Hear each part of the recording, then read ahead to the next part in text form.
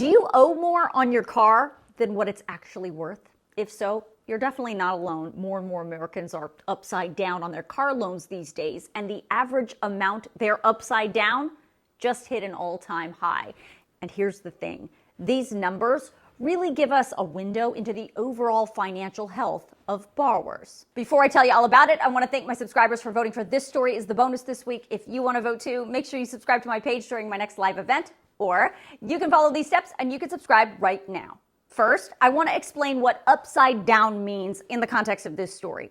It just means you owe more on the thing you bought than what the thing is now worth. So here's what we know about these upside down car loans and why that matters. The Federal Reserve says auto loans account for about 25% of non-mortgage debt in the United States. And as I said, this type of debt is one of the things that they look at when monitoring the financial well-being of a household. So Edmunds, which is an online car shopping website that tracks all kinds of things, including auto financing data, just put out this third quarter report. Edmunds says between July and September of this year, more than 24% of trade-in vehicles had negative equity. That means the owners of those vehicles were upside down on their loans. That was higher than it was in the second quarter of this year and 30% higher than it was in the third quarter of 2023. Of those 24% of car owners who were upside down, 22% of them were upside down more than $10,000.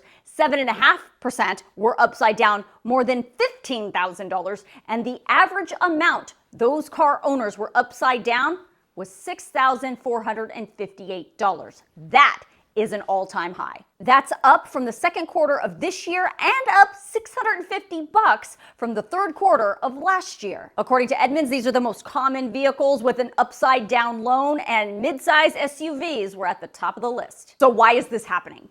According to Edmunds, it's uncontrollable market factors and misguided consumer financial decisions. That's corporate speak for supply chain issues with inventory implications and buyers making not so great financial decisions. So let's talk about those uncontrollable market factors first. Most of the cars that I'm talking about in this report were purchased during the supply chain breakdown and inventory crunch of 2021 and 2022. And if you remember back then, people were paying over MSRP for those vehicles, which means they started out in the hole. And then when they were paying on their loan, they weren't necessarily chipping away at their principal. On top of that, now trade-in values for 2- and 3-year-old vehicles are taking a hit because automakers have more inventory on their hands, so their buying incentives are back.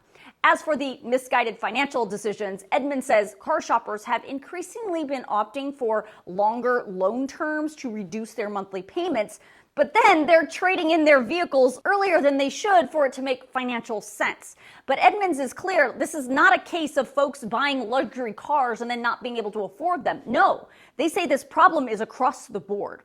Look, owing a few grand on your car is not new, and it's certainly not the end of the world. But what is new, and what Edmunds says is alarming, is the amount of borrowers who are upside down more than $10,000 on their car.